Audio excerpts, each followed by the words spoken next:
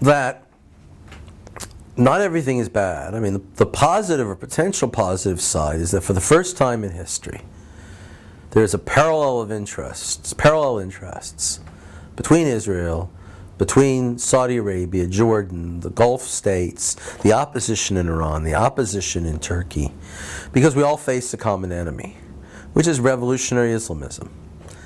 And a lot of these people in private understand this and will say this. They won't say it publicly usually, and appreciate this. Does the State Department recognize it? You think the State Department? I think some people do. And what's needed is strong American leadership for a broad but loose coalition to combat, on the one hand, the Iranian-led alliance, and on the other hand, the other revolutionary Islamists, including the Muslim Brotherhood. And it's not, I mean, the Obama administration could have said, for example, we cheer democracy in Egypt. To have real democracy, though, you can't have totalitarian forces. And we understand that there are groups that, are against democracy and want to make Egypt a radical. But they didn't say that. Without even being asked, the President of the United States said, we have no problem with Muslim Brotherhood being in the government. Now, you have to understand, what is the impact of that in Egypt? Is to say the Americans are behind the Brotherhood, they want the Brotherhood to win. He didn't have to say anything. I mean, that's like one example. That was a disaster. And I have no doubt that Hillary Clinton and Robert Gates understood that it is a disaster and understood that the way the issue was handled was very poor. So now you have an unknown future in Egypt. Egypt is not going to be an American ally. It's not going to be an Iranian ally. At best, it's going to be sort of neutral, but it's going to create a lot of problems and headaches. And even if you don't have any Muslim brothers in the government, they are going to work very hard to smuggle arms and help Hamas. And I don't think that the army and this new government are going to try hard to stop them. So I think it's a very bad situation. Do you think they'll support Hamas if Israel goes into Gaza again? Let's put it this way, it's a possibility that has to be taken seriously. It's easy to say they don't want to get in a war with Israel, they know they'll lose, they'll act responsibly.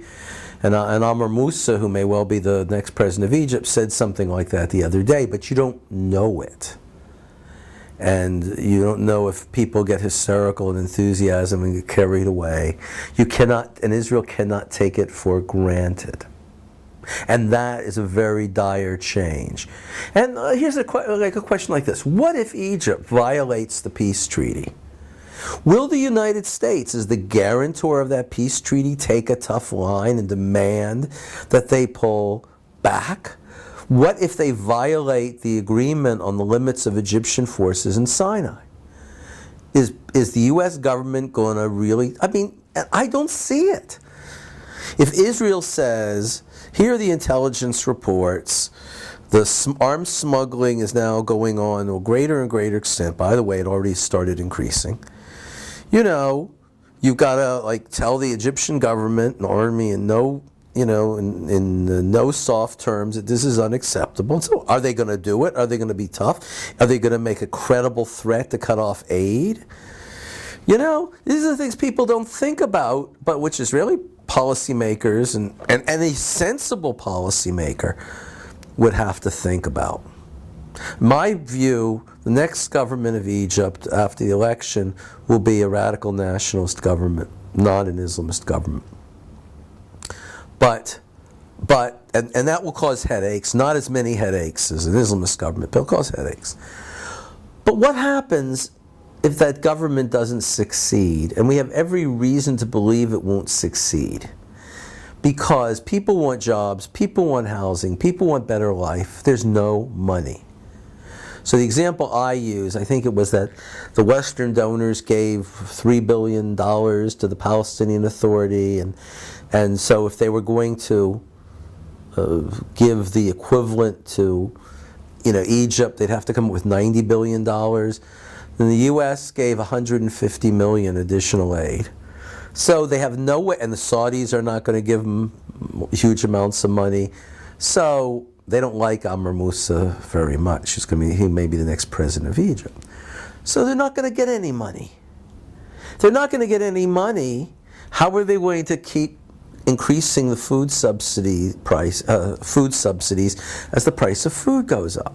So don't we have every reason to believe that a year or two from now, or 3, that this government's going to be in crisis and people are going to be really unhappy?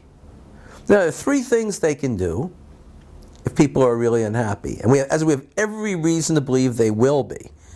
Number 1, they can go to repression.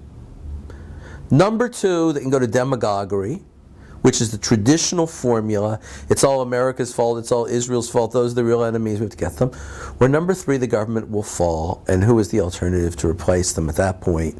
The Brotherhood and its allies and the whatever guys. Now the analysis I gave, I can't say that what I've just said is absolutely right and is absolutely going to happen. But it's a very reasonable analysis based on facts.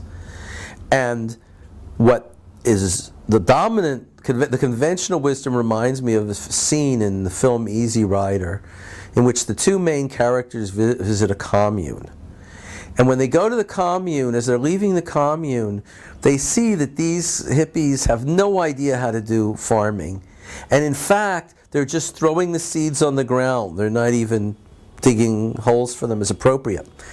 So the Dennis Hopper character turns to the Peter Fonda character and says, I think they're going to make it. And that's the level of which a lot of the analysis we see in the West is of the Middle East today.